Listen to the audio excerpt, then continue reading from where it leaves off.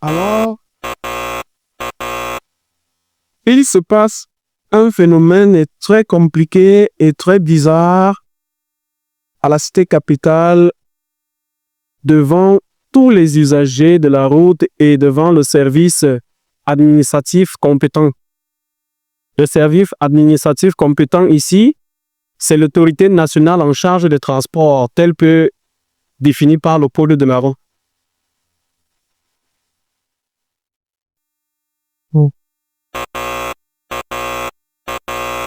En fait, nous avons affaire à un rond-point.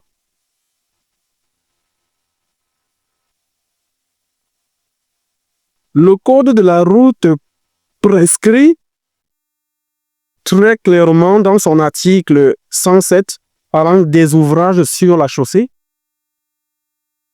Il dispose que tout monument, terre-plein, borne refuge et autres dispositifs établis sur une chaussée, une intersection ou une place et constituant un obstacle à la progression directe doit, sauf signalisation contraire, être contourné par la droite.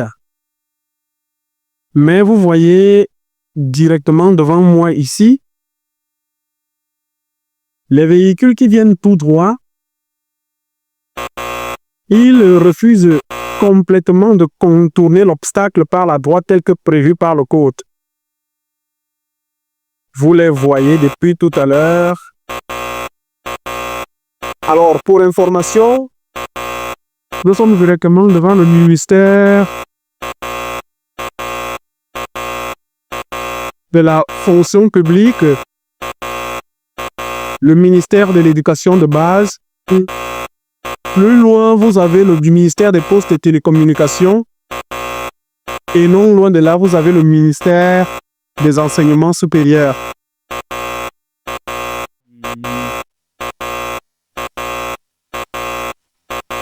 Vous regardez et appréciez vous-même comment la circulation se fait à cette intersection.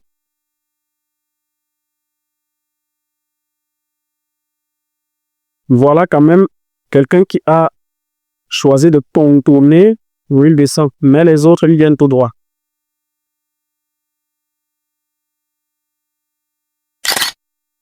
Un autre phénomène, ce signal que vous voyez positionne une chaussée à sens unique.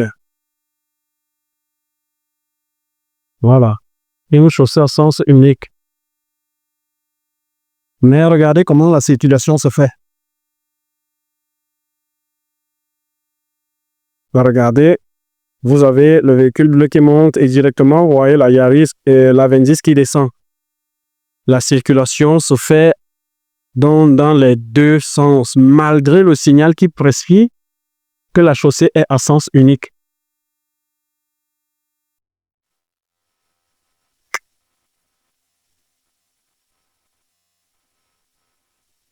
Vous l'avez clairement vu de vos propres yeux. Nous sommes là dans la sensibilisation pour que la circulation se fasse de manière sécurisée dans la zone. L'observation des règles de circulation, le respect des signaux, des priorités, bref, tout ce qui peut rendre la circulation cohérente dans notre contexte. Alors, dès que vous avez vu avec moi ce qui se passe là, ces deux cas, le non-respect du sens interdit et du refus absolu de contourner un obstacle par la voie. J'ai une question. D'après vous, qui est responsable du désordre qui se fait sur nos routes? L'autorité en charge de contrôler et de réguler? Ou alors les usagers de la route? La question est posée.